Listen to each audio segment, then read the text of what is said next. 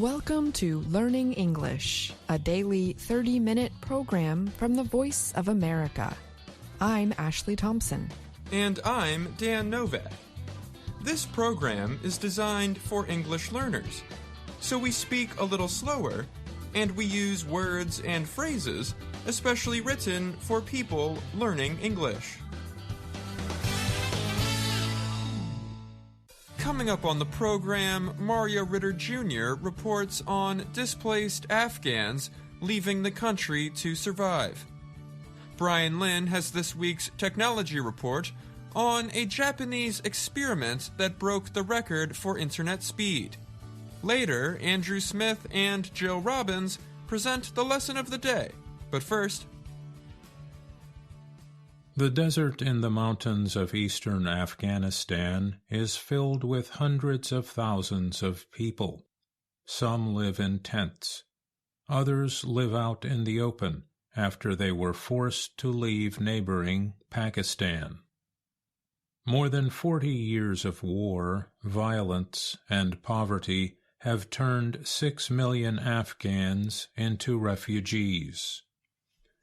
Another 3.5 million people are displaced within the country of 40 million. Many were driven from their homes by war, earthquakes, and drought.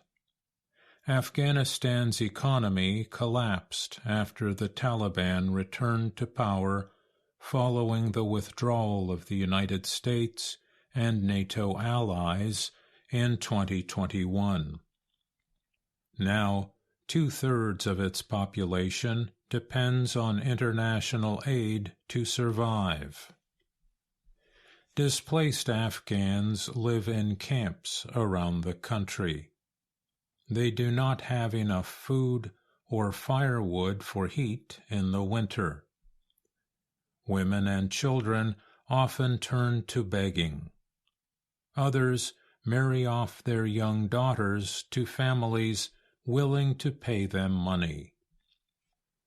In May, for example, 15-year-old Shamila was married at a camp for internally displaced people outside Kabul. She stood in a bright red dress among the women of the family who congratulated her. But the girl was unhappy. "I have no choice. If I don't accept, my family will be hurt," said Shamila, whose father did not give the family's name because he feared the Taliban. The groom's family is giving her father money to pay off debts taken to support his wife and children. "I wanted to study and work. I should have gone to school," Shamila said. "I have to forget all my dreams, so at least I can help my father and my family a little, and maybe I can take the burden off their shoulders." Last year, Pakistan decided to deport Afghans who entered the country illegally. Many Afghans lived for years in Pakistan. They were afraid of continuing conflicts at home. When Pakistan's order was announced, hundreds of thousands feared arrest and fled back to Afghanistan. The Afghans said Pakistani officials often prevented them from taking anything with them.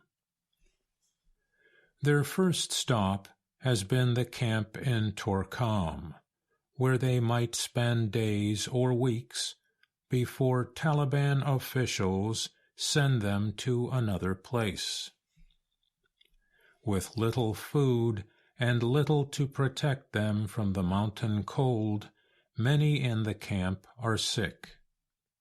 In a camp at the foot of a mountain, 55-year-old Farooq Sadiq sat with his wife and children on the ground among some of their belongings. Sadiq said he had been living in the Pakistani city of Peshawar for 30 years and owned a home there. Now they had nothing, not even a tent. He said they had been sleeping on the ground for the past 8 nights. I have nothing in Afghanistan, no house, no place to live, not enough money to buy a house, he said. He hopes to settle somewhere in Afghanistan and get a visa to Pakistan so he can go sell his home there to use the money for his family. The deportations from Pakistan have greatly increased the large numbers of Afghans who try to migrate into Iran, hoping to find work. Every month, thousands cross into Iran at the border near Zaranj. At night, with the help of smugglers, they climb over the border wall and jump to the other side. Mostly young men from age 12 to their 20s flee Afghanistan this way. They plan to work in Iran and send money home to their families. Many are caught by Iranian border guards and sent back. Others take a longer trip by car through mountains and deserts on Afghanistan's southwestern border through Pakistan to reach Iran. There is no border wall there, but fighters from the Sunni militant group Jundallah often attack the migrants, killing or kidnapping Shiites among them. Over several months, Associated Press photographer Ebrahim Nourouzi traveled across Afghanistan from its eastern border with Pakistan to its western border with Iran to report their stories. I'm Mario Ritter, Jr.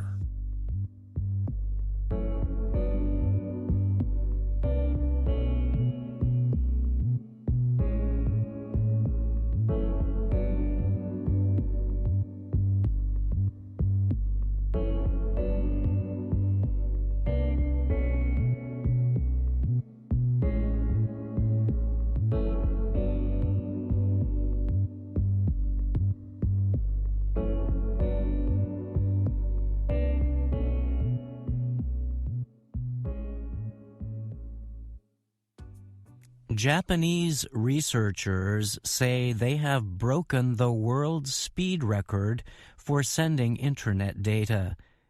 The recent experiment involved sending data over fiber optic lines enclosed inside cables. Fiber optic technology is currently the fastest way to transport or transmit internet data.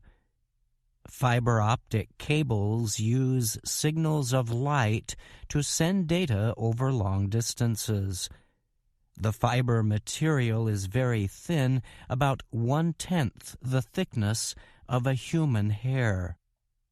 Fiber optic technology was meant to replace an older internet transmission method that uses cables made mainly of copper wiring. This method can also carry data over the internet, but at much reduced speeds and capacity compared with fiber optics.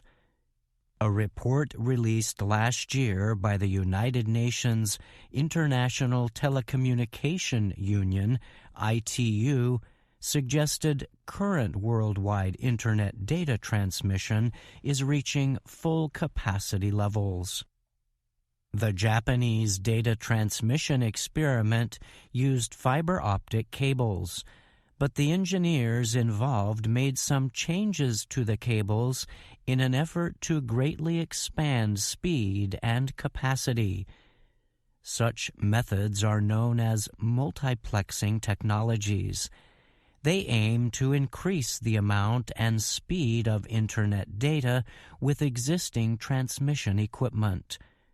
These technologies combine multiple communication signals into a single transmission line.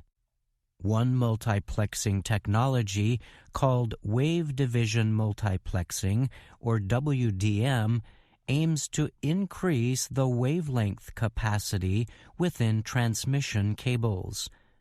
Another method, called space division multiplexing, or SDM, can involve increasing the size or number of fiber optic centers, called cores. Engineers from Japan's National Institute of Information and Communications Technology, NCIT, led the researchers who carried out the experiment. The tests measured speeds in petabits. 1 petabit equals 1 million gigabits.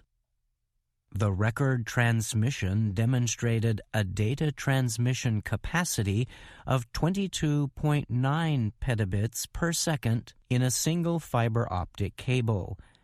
The previous record for data transmission was 10.66 petabits per second, set by the same team at NCIT. Major progress has been made in recent years in Internet data transmission speeds. In October 2022, an international group of researchers announced they had broken the world record. That team reported they had reached a test rate of 1.8 petabits per second using a single optical cable.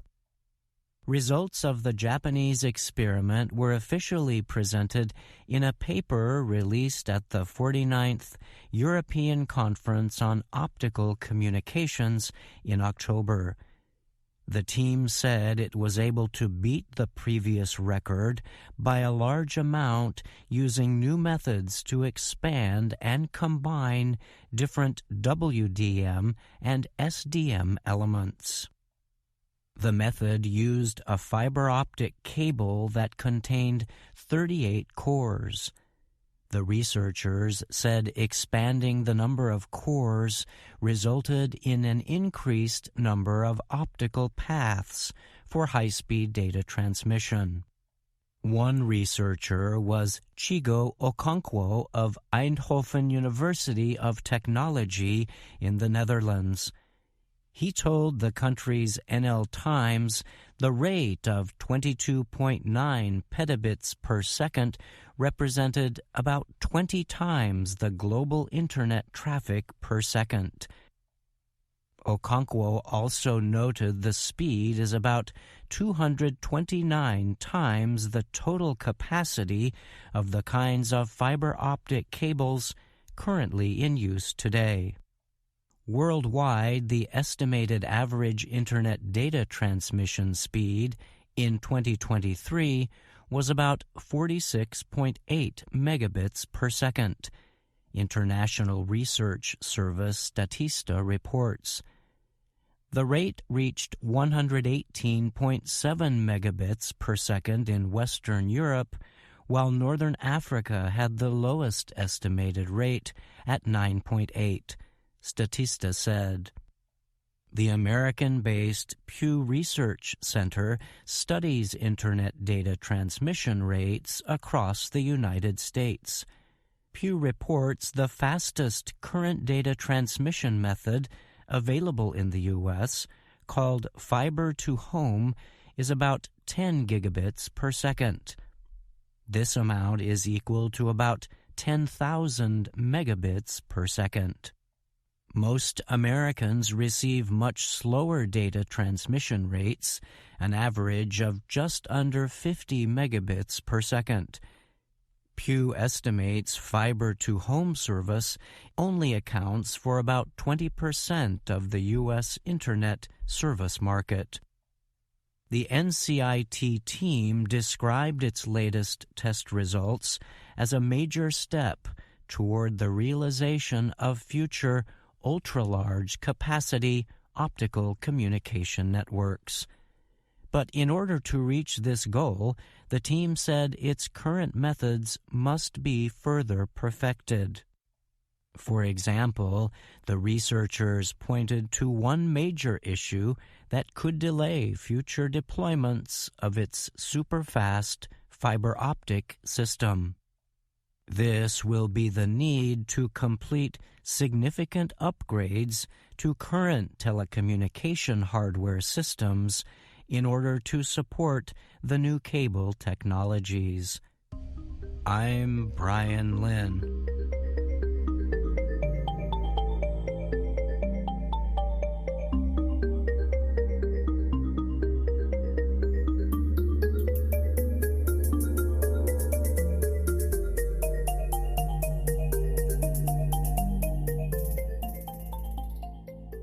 Brian Lynn joins me now to talk more about his technology report.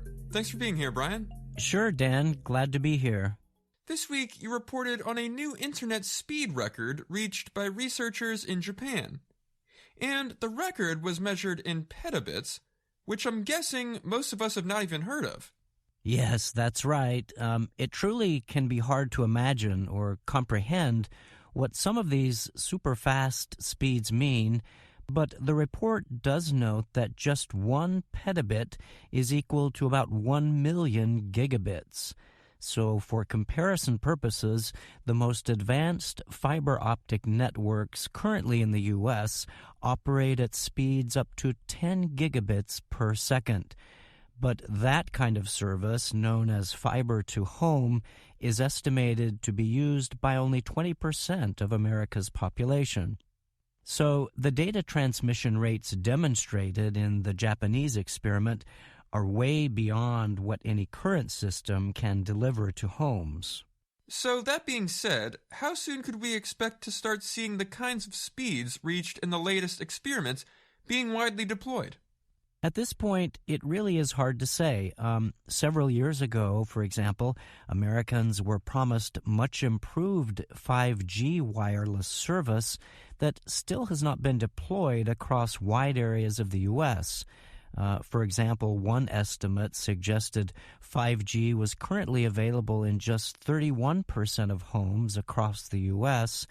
Internet service providers are still saying they're seeking to expand that service, but it certainly demonstrates the difficulties and delays that can happen when building out new infrastructure to support these new high-speed data transmission systems. All right. Thanks for joining me, Brian.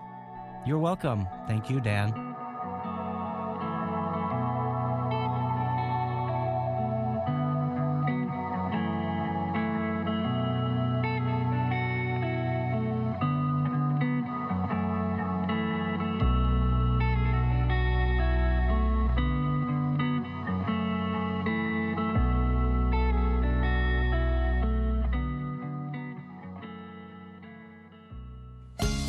VOA Learning English has launched a new program for children. It is called Let's Learn English with Anna. The new course aims to teach children American English through asking and answering questions and experiencing fun situations. For more information, visit our website, learningenglish.voanews.com.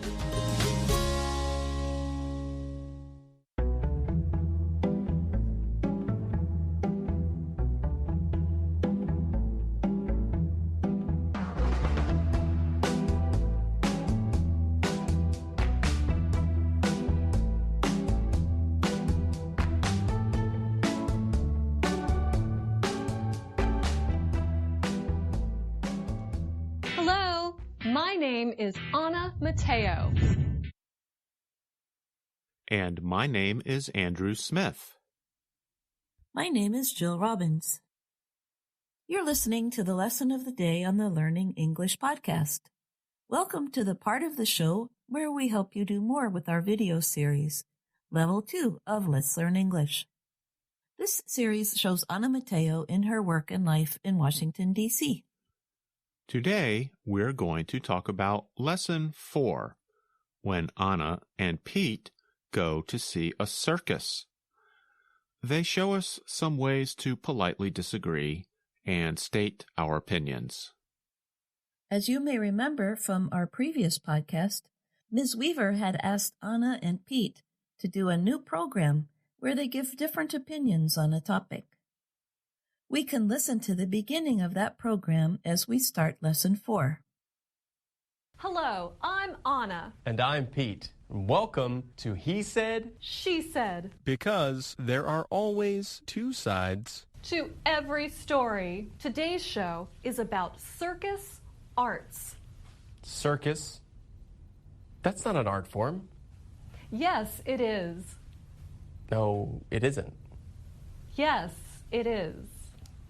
No, it isn't. I think Pete and Anna have different ideas about what an art form is. But we don't know what they are yet. They are disagreeing in a very simple way, as we heard. Yes, it is. No, it isn't. Kind of a boring way to disagree. In this lesson, we learn about some more interesting ways to disagree by politely giving your opinion and supporting it with examples. So let's listen to how Pete supports his opinion. Recently, I went to a circus festival. There was a huge circus tent and many different circus performers. It was a celebration of circus arts. That looks fun, Anna, but I don't think circus performers are artists. I think they're athletes with interesting skills and costumes.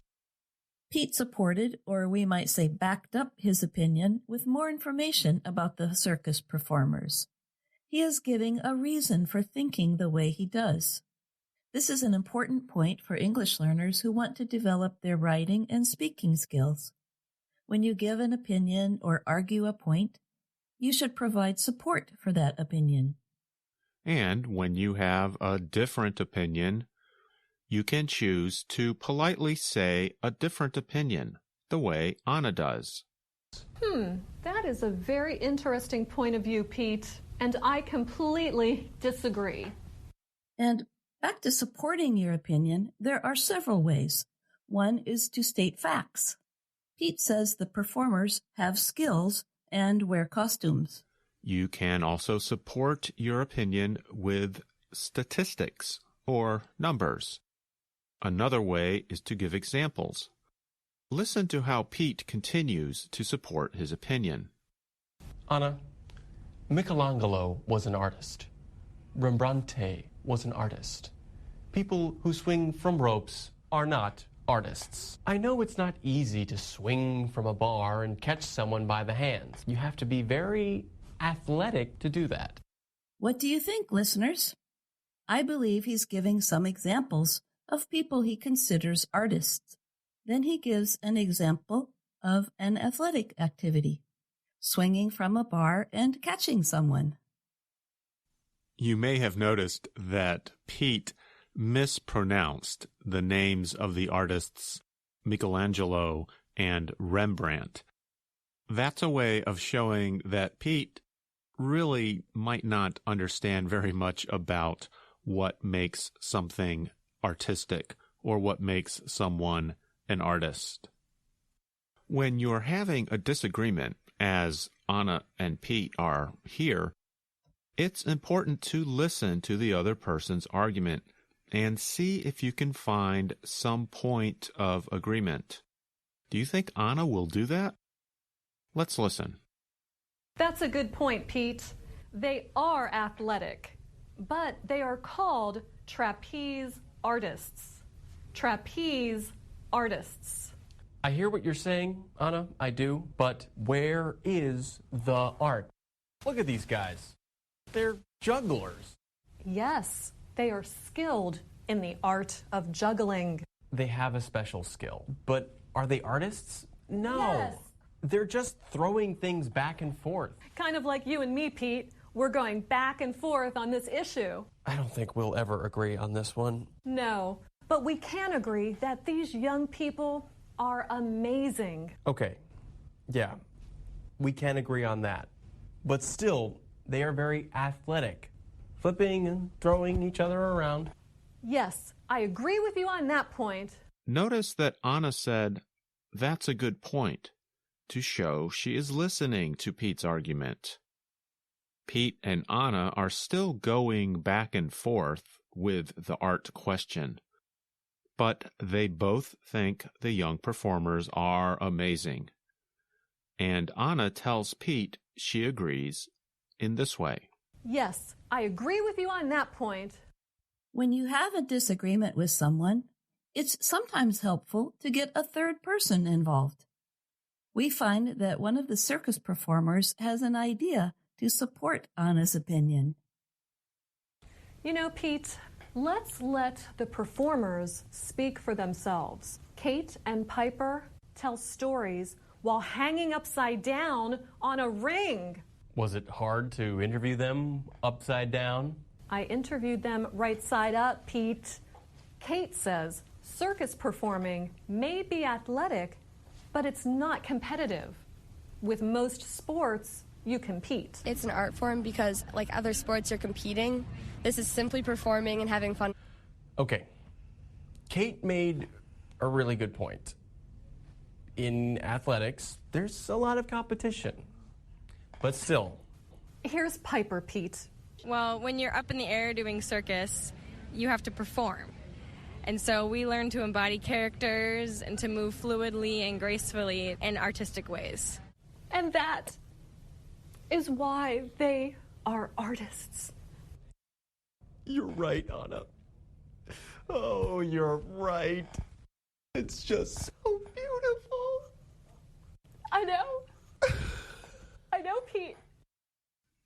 Pete is seeing from Anna's point of view, I think, with the help of Piper and Kate.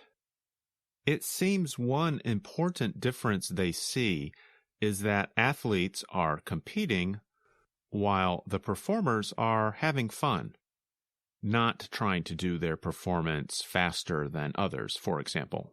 It's an art form because, like other sports, you're competing. This is simply performing and having fun. Yeah, and the other difference is that the circus performers are becoming a character. Essentially, they are acting. Well, when you're up in the air doing circus, you have to perform. And so we learn to embody characters and to move fluidly and gracefully in artistic ways. That may be a new word for you. Embody. It's spelled E-M-B-O-D-Y.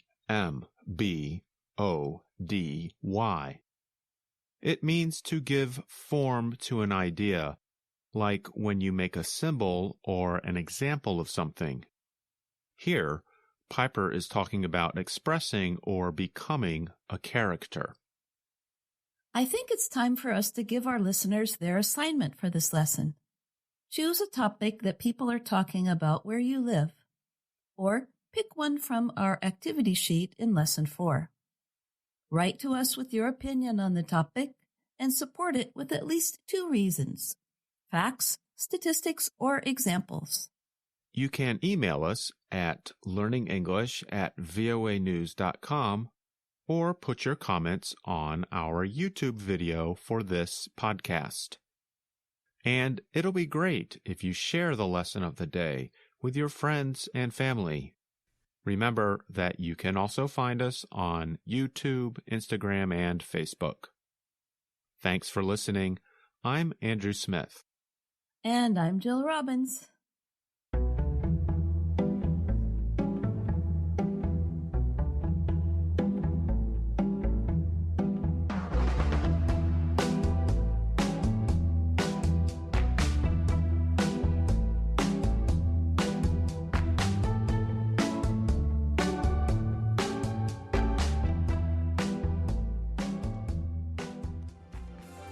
And that's our program for today.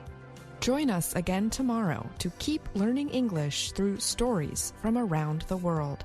I'm Ashley Thompson. And I'm Dan Novak.